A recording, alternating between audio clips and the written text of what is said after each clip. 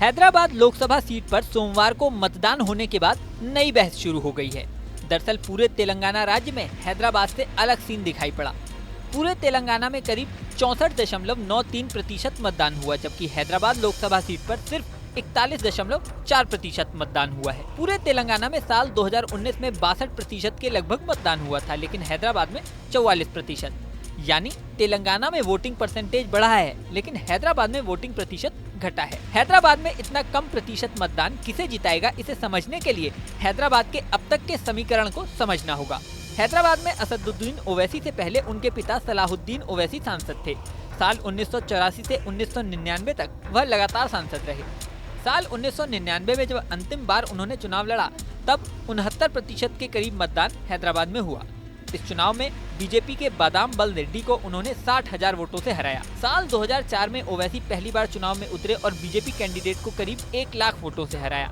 इस बार voting percentage घटकर 55% ही रह गया। साल 2009 में ओवैसी एक बार फिर 1 लाख से ज्यादा वोटों से जीते, लेकिन वोटिंग परसेंटेज इस बार फिर गिरा और 52% पर अटक गया।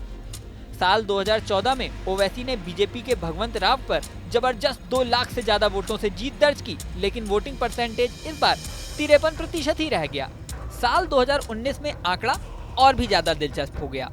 इस बार बीजेपी के भगवंत राव फिर से मैदान में उतरे।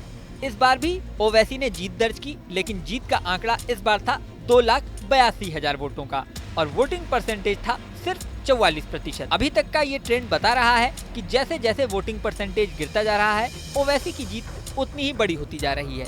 लेकिन सिर्फ वोटिंग प्रतिशत देखकर जीत का अनुमान लगाना आसान नहीं है।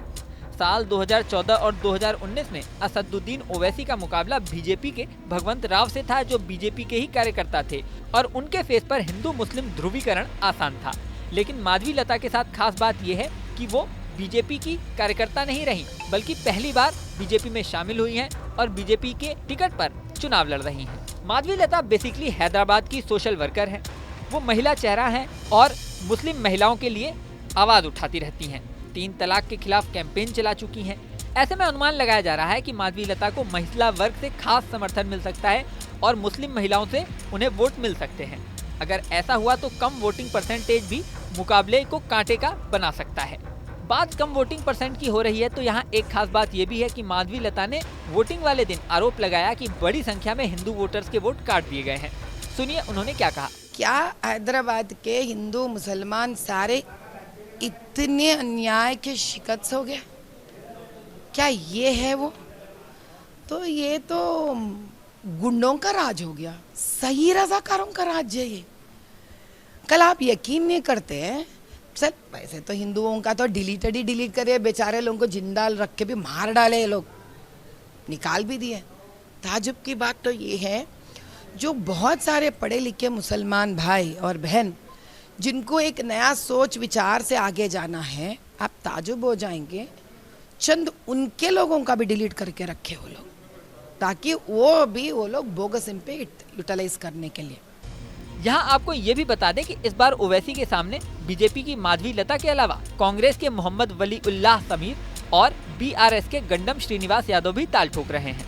वली उल्लाह समीर ओवैसी के मुस्लिम वोटों में सेंध भी लगा सकते हैं। अब इस बार कम होता वोटिंग परसेंटेज किसको जीत दिलाता है, ये रिजल्ट तो 4 जून को ही सामने आएगा। इस वीडियो में फिलहाल इतना ही। बने रहिए न्यूज नेशन के डिजिटल प्लेटफॉर्म पर।